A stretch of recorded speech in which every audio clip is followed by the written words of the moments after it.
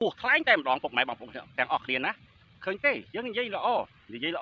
សពគ្រប់បែបយ៉ាងទាំងអស់វាស្ដាប់បានមិនដឹងពួកនេះវាមានខួរគិតដែរឬក៏យ៉ាងណាពុកម៉ែបងប្អូនណាសំបីតែសត្វកាយសាហាវនៅក្នុងព្រៃគង់តែមនុស្សយកមកបង្ហាត់បង្រៀនណែនាំបានពុកម៉ែបងប្អូនទាំងអស់គ្នានេះយើងនិយាយយ៉ាងណាក៏វាស្ដាប់បានដែរឥឡូវនេះសូមអញ្ជើញពុកម៉ែបងប្អូនទាំងអស់គ្នាមកទស្សនាសកម្មភាពរបស់ពួកស្វៀនពៀនជាមួយនឹងខ្ញុំបាទដូចតទៅអ្នកស្រុកនៅភូមិឈរមើលវាហ្មងទៅដល់ពេលអញ្ចឹងពេកនេះថ្ងៃទី19ខែ6 2026សកម្មភាពពួកអាចោសៀមវាមករាយបលាលុះថៃពីលើទៀតនៅខាងអូស្មាច់បងប្អូន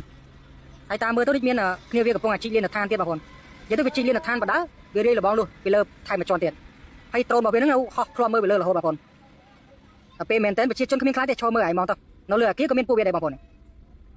ពុកម៉ែបងប្អូនទាំងអស់គ្នាឃើញទេគឺពីមួយថ្ងៃទៅមួយថ្ងៃវាធ្វើនេះធ្វើនោះគ្រប់សពបែបយ៉ាងទាំងអស់ពុកម៉ែបងប្អូនណាគឺវាមិនខ្វល់អំពីយើងជាម្ចាស់ទឹកម្ចាស់ដីនោះឡើយពុកម៉ែបងប្អូនទាំងអស់គ្នាសូមពុកម៉ែបងប្អូនជួយចែករំលែកវីដេអូនេះដើម្បីបង្ហាញដល់ពិភពលោកផងពុកម៉ែបងប្អូនណាបាទព្រោះអីយើងមិនដឹងនិយាយអំពីអ្វីទៀតទេបើនិយាយទៅដដែល